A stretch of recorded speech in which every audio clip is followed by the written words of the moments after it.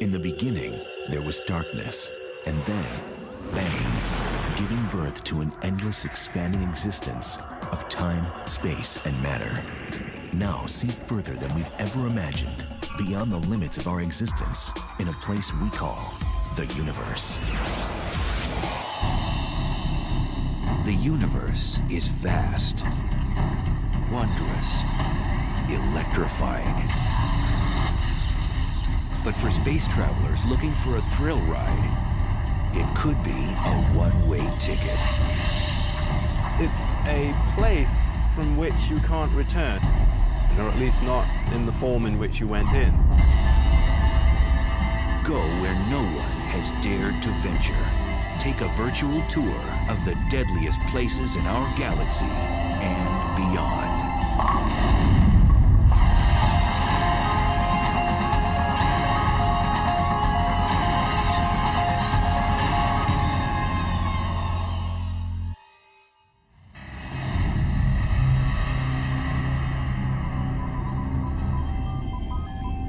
It's the ultimate frontier adventure.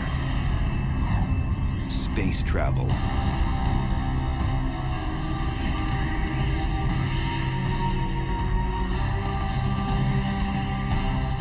But when trekking through the galactic jungles, one must steer clear of the cosmic hot zones, places teeming with violence and intrigue.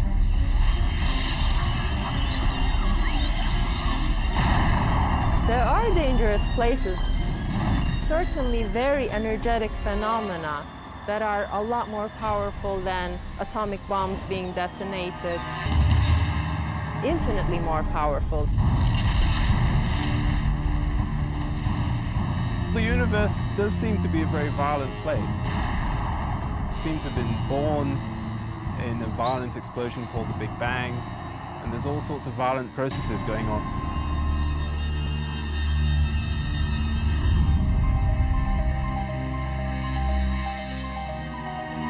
On December 27, 2004, satellites picked up the greatest cosmic explosion ever recorded. A blast 30,000 light years away, which had the power to briefly alter our planet's upper atmosphere.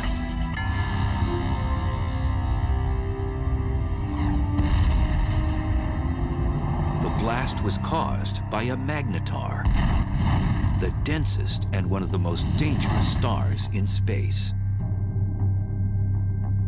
The magnetic field strength of a magnetar is about 1,000 trillion times the magnetic field energy of the Earth. And for reference, this would wipe the information off a credit card at a distance of about 100,000 miles away. Now this distance is sort of half the distance to the moon, so it's very nearby by astronomical standards.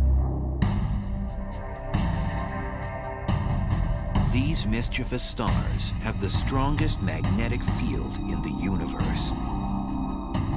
Scientists have confirmed 12 of these rare stars in our galaxy, and there may be more.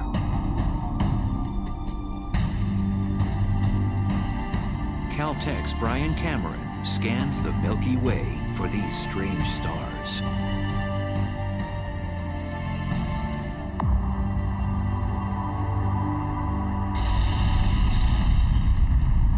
Magnetars are a special class of neutron stars with ultra-strong magnetic fields, the densest form of matter in the universe.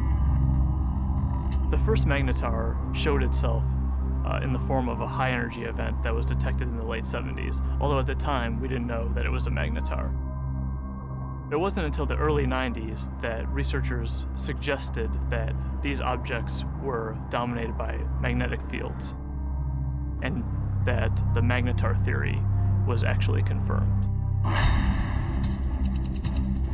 Magnetars are born out of the death throes of massive stars. When a star dies, it begins to collapse and go supernova. Sometimes a dense neutron star forms from the cinders of that supernova explosion. During the process, a few neutron stars become magnetars, which possess a strong magnetic field. These stars eject high-energy emissions of X-rays and gamma rays. We think that normal neutron stars are born from regular stars that are something like 10 or 20 times the mass of the sun. But there's evidence that magnetars are born from possibly even more massive stars than this, something like 40 times the mass of the sun. Typically, a star of such mass would be too heavy to form a neutron star. Instead, its mass would collapse into a black hole. Black holes are formed from cramming a certain amount of mass in a certain volume, and for whatever reason, these stars are unable to do that. One theory is that some massive stars undergo a weight loss program right before exploding as a supernova, losing 90% of their mass. So instead of collapsing into a black hole, the emaciated star becomes a neutron star with extreme magnetic powers. When the magnetic force gets incredibly strong, it deforms the magnetar's crust, creating seismic events called starquakes on its surface. Eventually, this crust breaks under the stress, and the magnetic field reconfigures itself into a lower energy state. And when this happens, a fireball is launched off the side of the star.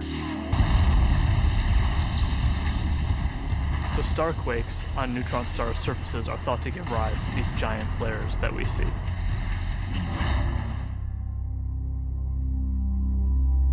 After a magnetar undergoes one of these flares, it outshines all the stars in the galaxy for the few tenths of a second that it's taking place. Within these giant flares are short bursts of gamma rays which move at the speed of light. The giant flares from magnetars are gamma ray bursts. They're very short in duration, less than a second, and have very hard X-ray spectra compared to another class of gamma ray bursts. If a deep space traveler veered off course and was unlucky enough to pass within 700 miles of one of these massive objects, the consequences would be horrific. The magnetic field of the magnetar can literally warp the atoms in human flesh, and its gravitational forces would tear a person apart.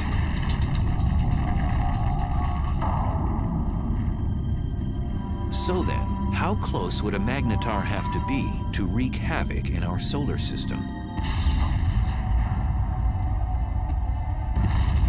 Some suggest that a blast from a magnetar even 10 light years away could produce cosmic chaos that would destroy our ozone layer and cause mass extinctions. The chances of that happening are so low that, they are completely implausible. It would be no different than a regular star passing through the solar system. And we know that the regular star has not passed through the solar system since the solar system formed.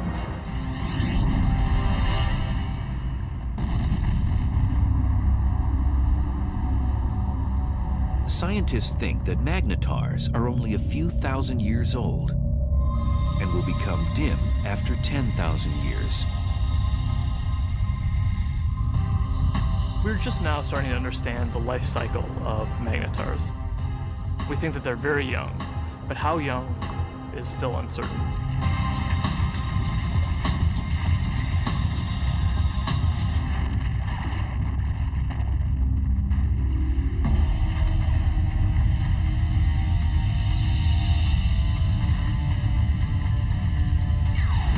In addition to magnetars, satellites and ground-based observatories have been picking up other violent things in space.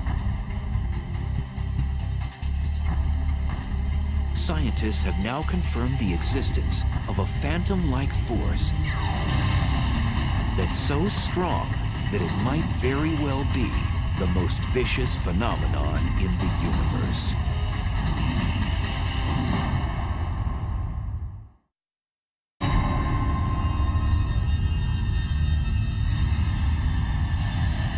Stealthy villains haunt each and every galaxy. One particular beast tears up anything in its path and gobbles it down like a cocktail hors d'oeuvre. It's one of the most bizarre and destructive phenomenon in the universe, a black hole. I think a black hole is the place which is more violent than anywhere else in our universe. It's like going over the edge and you can't get back. It's fatal attraction, I suppose.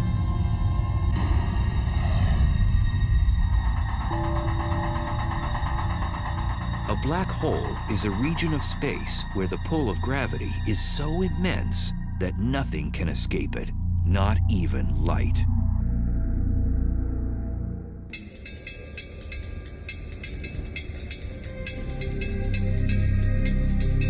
Astrophysicist and triathlete Ferial Ozel is attempting to unlock the mysteries surrounding this elusive cosmic force.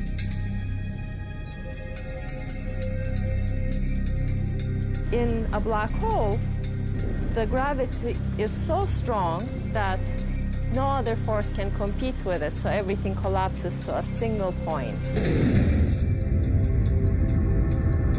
Ozel says whatever has a close encounter with a black hole will fall victim to its relentless tidal force of gravity. Imagine you're swimming in a pool and there is no current. You can go whichever direction you want. Now imagine you're taken out of this pool and you're in a river. Imagine a current that is much, much, much stronger. That the only direction that you could go would be with this current. The space around the black hole acts like this wild river. You could never fight this enormous drag that you feel.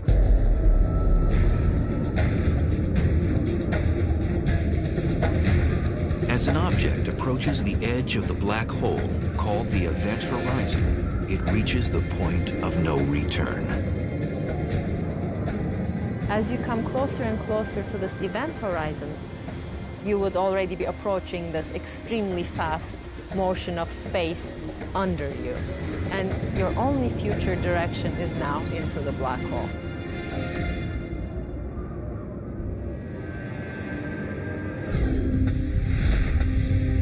The idea of the black hole as a whole sometimes can be a little bit confusing. What it really is, in some sense, it's a place from which you can't return, or at least not in the form in which you went in.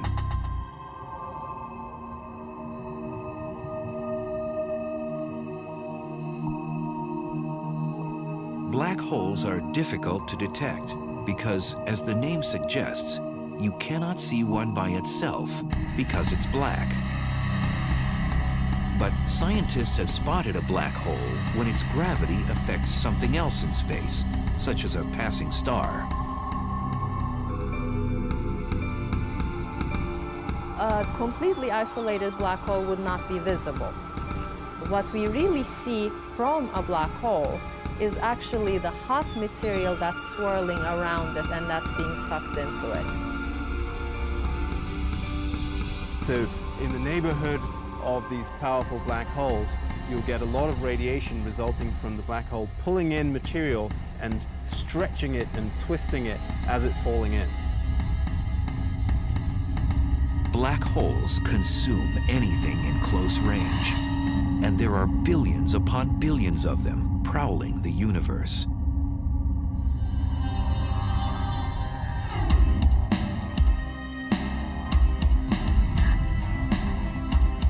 Astrophysicist Andrea Ghez is one of the world's leading black hole hunters. Black holes are not picky eaters. They'll dine on whatever get nearby. So they will happily eat gas. They will happily consume a star or a planet. When a black hole dines on a star, it does so first by tearing it apart. You might think of silly putty being stretched out. and then it just streams on in, sort of like water going down a drain. It's completely pulverized.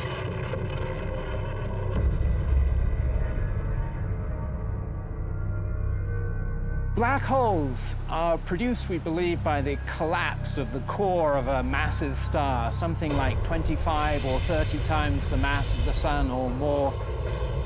When it comes to the end of its lifetime, a massive star burns its core all the way past helium, carbon, nitrogen, oxygen, all the way to iron, which has no more nuclear fuel.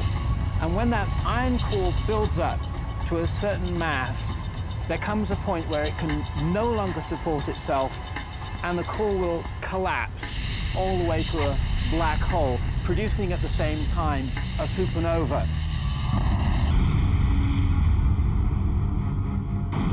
The supernova sends out explosive amounts of energy, so anything in its vicinity will get obliterated. Then the remnants of the explosion fall into a newly formed black hole. And it seems the key to the black hole's allure is gravity. Gravity will pull things around, just like the sun's gravity pulls the planets around. In fact, stars will happily orbit the black hole for most of its life and won't actually be sucked in. These stars are actually safe from the fatal attraction of the black hole. But if you do venture too close, like extremely close to the edge, then you do get sucked in. Scientists believe there are millions of wayward black holes throughout our galaxy, the Milky Way. And because we can't readily see them, one could be right next door. So how close does something have to be to get sucked into a black hole? Too close to a black hole is about the distance between the sun and the Earth, but that is certainly too close. For future space travelers, death by a black hole would be a violent way to go.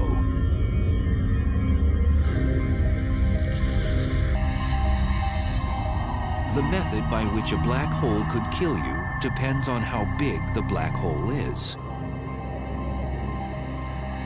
They come in two categories. Most of them are the stellar mass black holes, which are 5 to 30 times the mass of our sun.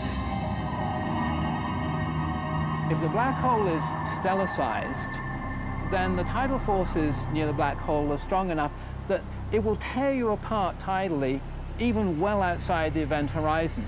If you wanted to fall into a black hole, you certainly wouldn't want to fall into one of those. It will spaghettify you.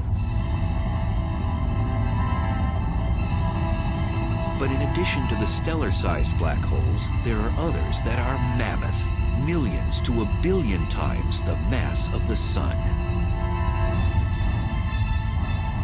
And now scientists believe that these monsters hold center court in every galaxy, including our own.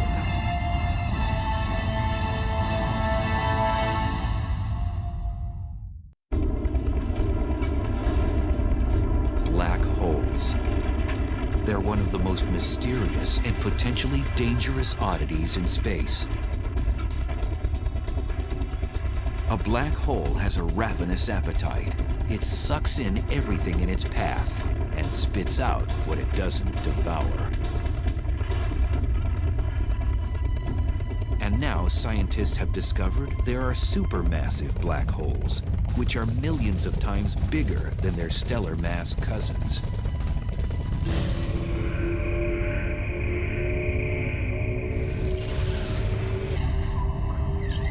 And evidence suggests that supermassive black holes were born after the Big Bang, when the universe was first created. The leading idea is that they would have formed just like a stellar black hole from the collapse of the core of a massive star. But then they grew by feeding grossly from the gas, from other galaxies which collided with them.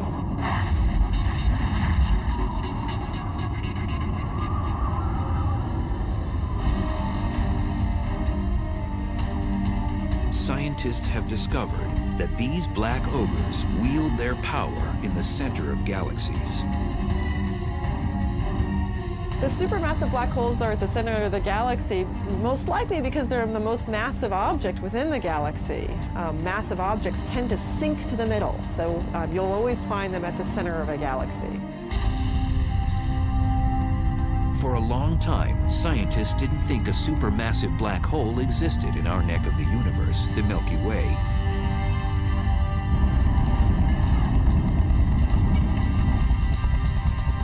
But in 1995, astrophysicist Andrea Ghez set out to prove one exists. We've done an experiment over the last 10 years to ask the question, is there a supermassive black hole at the center of our galaxy? And the way we did this experiment is to use the motions of stars at the center of our galaxy to test whether or not there's a large amount of mass inside a very small volume.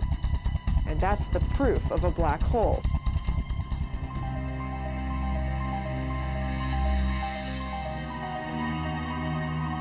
At the Keck Observatory in Hawaii, which houses one of the largest telescopes in the world, Ghez began using a groundbreaking technology called adaptive optics, which brings into focus faraway objects. So this is without adaptive optics. This is what you would see. In this big square, there's nothing. We turn adaptive optics on, and you see the stars. This region contains the stars that provide the keys to our experiment. So we want to watch how these stars move. Ghez noticed that there was a large cluster of stars orbiting around an invisible object at the center of our galaxy. And they were moving at an unusually rapid rate. So we can actually see these stars that are really close to the center, and we can watch them go around. Those stars go around the black hole just the way the planets orbit the sun. The orbits tell us where the black hole is, so it's located right where the star is. That's the center of our galaxy. And the details of exactly how fast these stars are going around and how tight the orbits are tells us the mass of the black hole, which we think today is 4 million times the mass of our sun. For Ghez, confirming that a supermassive black hole indeed exists at the heart of our galaxy was like summiting Mount Everest. It was incredibly exciting to discover the supermassive black hole at the center of our galaxy, simply because it was a question we had set out to address. The question, is there a supermassive black hole? We could design an experiment that actually got at it.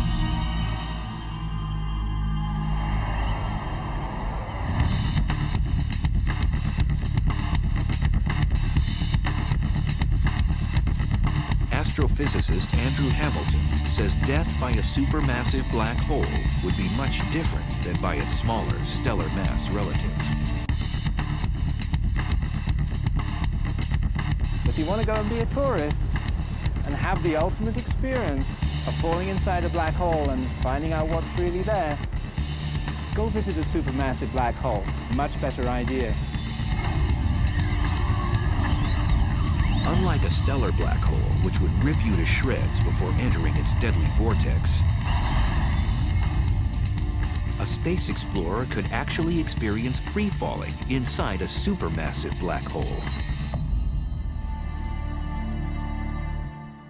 Inside a supermassive black hole, it turns out that even though the black hole is more massive, it's also much larger in size, and that means that the tidal forces are weak enough that you could pass through the event horizon and fall deep inside the black hole without being tidally torn apart. But deep down inside the black hole, the centrifugal force of the rotation of the black hole provides effectively a repulsion. If there's any matter at all inside it, then stuff that's falling in will tend to collide with stuff that's trying to get out. And the result of that collision of energies is an unimaginably chaotic maelstrom of super hot, dense plasma. And in that case, your fate is that it can roast you.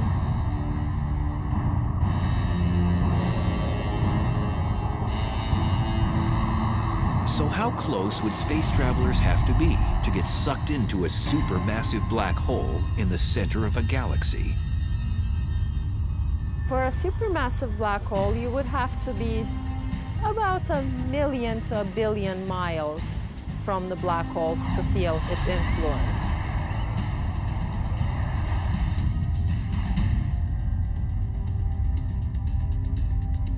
Over the years, the Chandra X-ray Observatory has caught our galaxy's supermassive black hole nibbling on cosmic matter, not binging like other supermassive black holes. Our black hole is today inactive compared to other black holes. Our galaxy has very little gas at the center, and so there's nothing really for the black hole to feed on. It's not eating very much. It's going on a bit of a starvation diet. Our galaxy's supermassive black hole appears to be fasting. This is partly due to the fact that as a galaxy ages, less and less matter is present for it to gorge on. But in the future, it might be quite a bit more active if it ever gets a fresh supply of gas at its center to feed off of.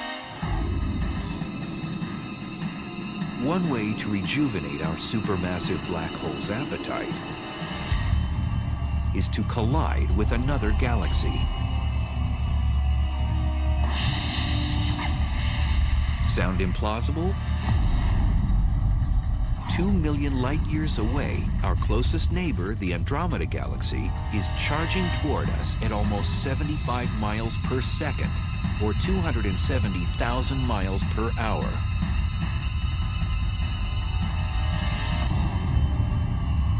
In the future, scientists predict the two galaxies will collide. And upon impact, the larger galaxy may engage in one of the most primitive acts known in the universe.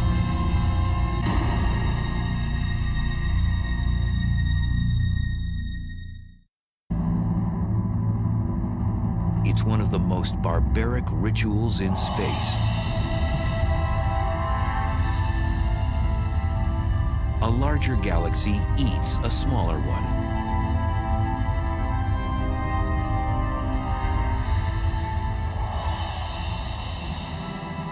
The scenario isn't a science fiction writer's fantasy. It's a cosmic reality. It's called galactic cannibalism.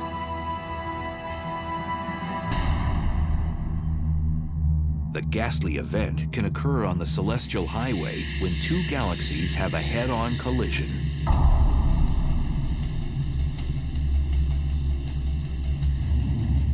Both eventually meld together in a less than harmonious merger.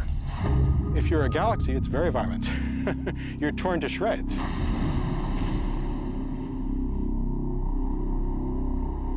Joshua Barnes studies galaxy mergers. Acting like a crime scene investigator, he admits his research is a bit like inspecting a car crash. Imagine that you come across the scene of a car crash.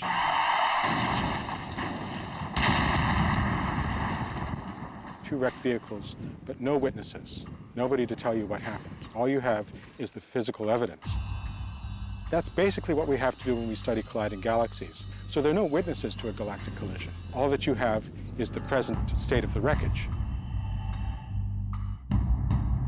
So you have to conduct a sort of forensic investigation to try and figure out what happened on the basis of what you have today. If they collided head-on, you would know because the fronts were squashed up, but if they, say, sideswiped each other, which is actually more likely in galactic collisions, that would leave you a completely different pattern of wreckage, and you could interpret that. So what causes galaxy mergers? It's gravity. Everything in the universe is falling freely through space, and where you've got two large objects like galaxies, their mutual gravity pulls them together, so they fall into each other. So it's really just the force of gravity pulling things around. The galaxies that we're seeing colliding today, most of them have been bound and destined to collide for upwards of 10, 15 billion years and they're only now just making it to that first collision.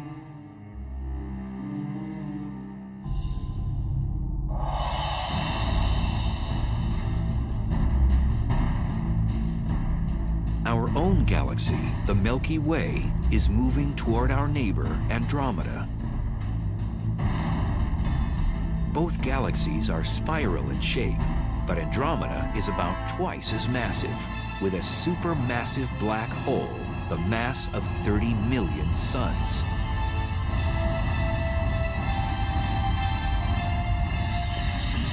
It'll look a lot like a dance. And you see the two galaxies come close together, so they kind of dance around each other, getting closer and closer and moving faster and faster before they finally come together. But at the point of impact, these galactic dancers will do more than pirouette. Each one has a spiral disk of stars, and then surrounding that, a halo of dark matter, invisible material that we can detect by its gravitational field. These two dark halos, which are much larger, will overlap as the galaxies pass by.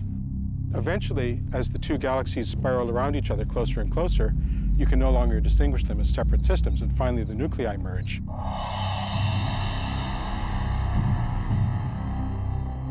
When Andromeda and the Milky Way collide, that's going to be the biggest collision that the Milky Way has seen. Something like 5 billion years' time. The good news is that we, the solar system, will have a grandstand view. What will happen is that two galaxies, their spiral disks, are going to get tidally torn apart into fantastical shapes.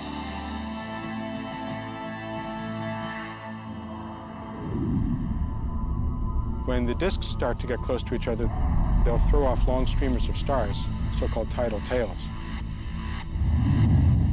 And what happens to the sun and the solar system, should we still be around, it really is hard to predict. We could get lucky and be on one of those tidal tails and get a sort of bird's eye view of the whole process as we fly out. Or we could get thrown into an orbit plunging towards the center of the merging galaxies. There's basically no way to say.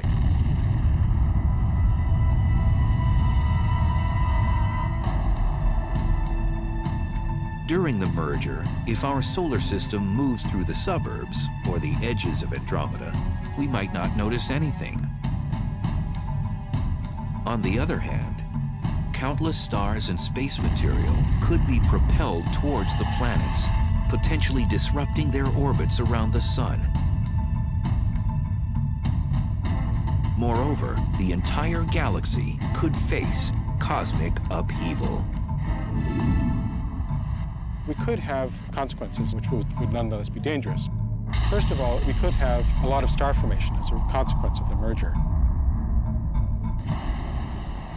Currently, both the Milky Way and Andromeda Galaxy have plenty of interstellar gas, the raw material from which stars are born. Now that would mean a lot more evolved stars, supernova, going off in our vicinity. And that could create shock waves, blast waves, bursts of cosmic rays, which would have nasty consequences.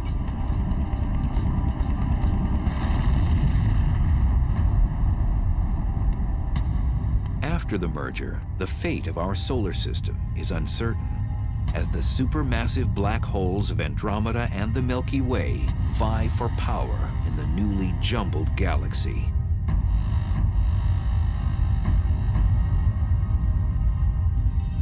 When they merge, they're going to form a new galaxy, and these two supermassive black holes will gradually spiral into the middle of the new galaxy. They will be a binary black hole for a short time. And these black holes will start to swallow gas as the collision stirs things up. Gas will fall into those black holes. They're going to turn on. They're going to start emitting radiation. But the potential for fireworks, possibly for fueling the black holes at the centers of the galaxies, matter falling into them, possibilities like that do exist. And then the only safe place to watch the process would be on one of those tidal tails riding out and escaping the collision.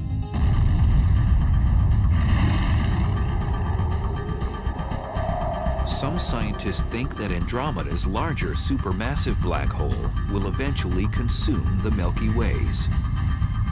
The two black holes will spiral in the center and become a binary black hole, and ultimately will merge with one another to become yet an even bigger supermassive black hole.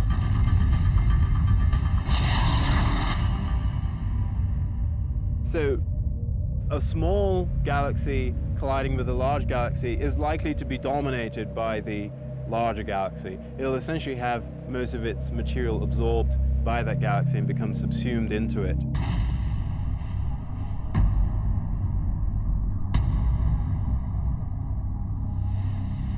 Scientists believe galaxy mergers are a way of life in the universe. Modern galaxies, including the Milky Way, have grown larger by cannibalizing smaller galaxies. Every galaxy that we see has probably been through many collisions. The Milky Way has a central bulge of stars, which are probably the relic of a previous collision. Most scientists agree that the much-anticipated merger between the Milky Way and Andromeda won't happen for at least 3 billion years.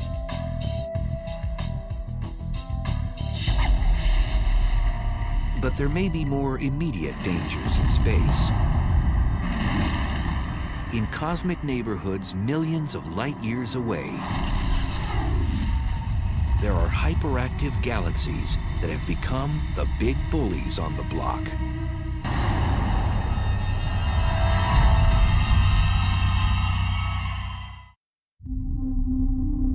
At the heart of some galaxies lives a cosmic monster.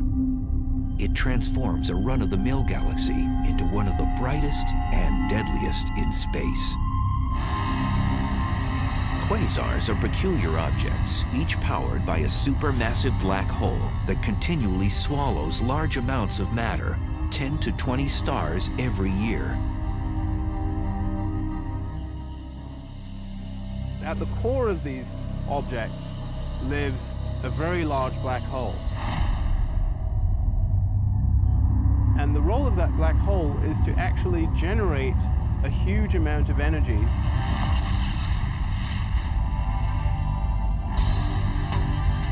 Quasars are the most energy-efficient mechanisms in the cosmos.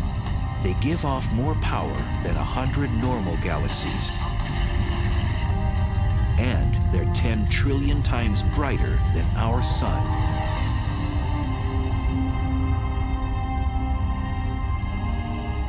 So how are quasars created in the universe?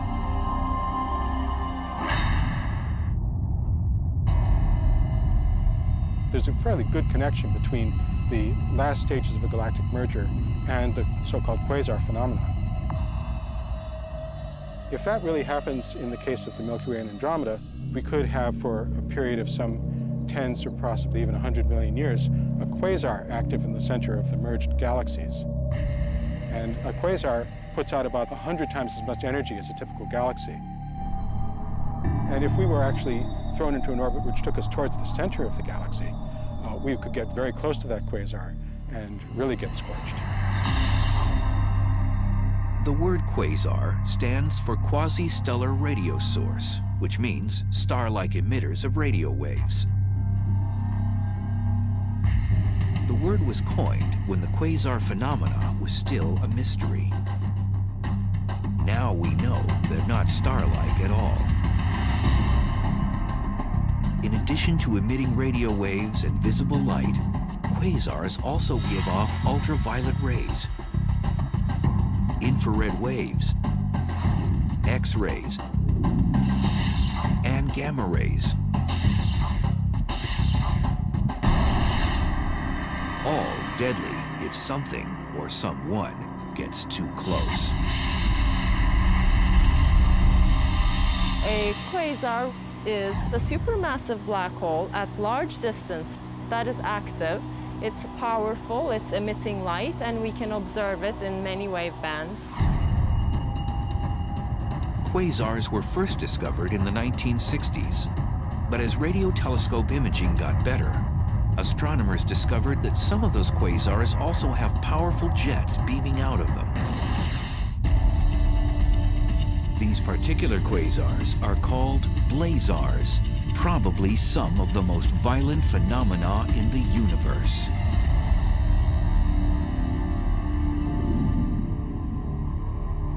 Blazars are powered by black holes, just like quasars, but they're somewhat different in that all of that energy is being focused, or a large amount of that energy is being focused into jets, which are streaming out.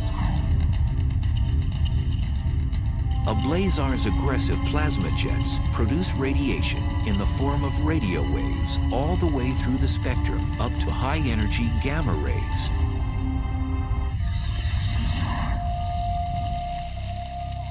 Astrophysicist Glenn Piner has been investigating the physical conditions at the centers of these exotic galaxies.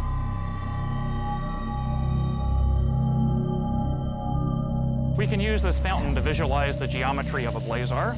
If that circular base of the fountain represents the accretion disk, then the jet of water that's coming up represents the jet of plasma coming out from the blazar. And if the Earth is sitting up in the direction that that water is going, then we would see this object as a blazar. To an astronomer, it's like looking down a fire hose. It really gets you in the eye. You see this bright, blazing thing that we call a blazar. These blazar jets move exceptionally fast. The fastest observed move at 99.9% the speed of light. If you were to take a small object like this bowling ball and you wanted to accelerate it up to 99.9% of the speed of light, you would have to give this bowling ball all the energy produced in the world for an entire week to accelerate it to that speed.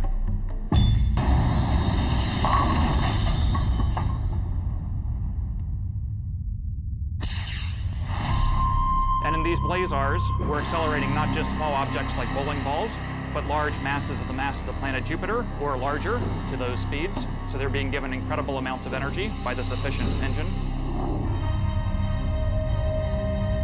Blazars pose unimaginable consequences to cosmic objects that get too close to its deadly jet. If there was a planet relatively close, a few light years from the actual jet, the radiation on that planet could be millions of times what it gets from the star. It would be continually exposed to high levels of radiation. So I don't think we want to look for life on a planet that would be orbiting a star that's in a blazar jet. Scientists link radio telescopes all over the world to achieve the magnification needed to zoom in on a blazar jet. So to give you an analogy for what kind of magnification that is, that would be magnification sufficient to read a newspaper that someone was holding in New York from Los Angeles.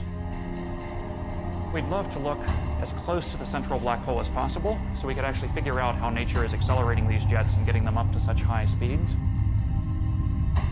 And we'd also like to know what it is actually that the jets are made of, because it turns out that's something that's currently not known. Until more is known about blazars, astronomers will keep a neighborhood watch for them, as well as all the other dangerous places in our uncontrollable universe. Definitely there are violent events going on in the universe. Much, much more energy than we can even imagine on Earth. There are trillions of suns shining all at once. Those are the kinds of energies that we're talking about. But in that case, the fact that we are far away from them helps the survival of our species. If we're actually traveling through space, then definitely we will have to be worrying about these events.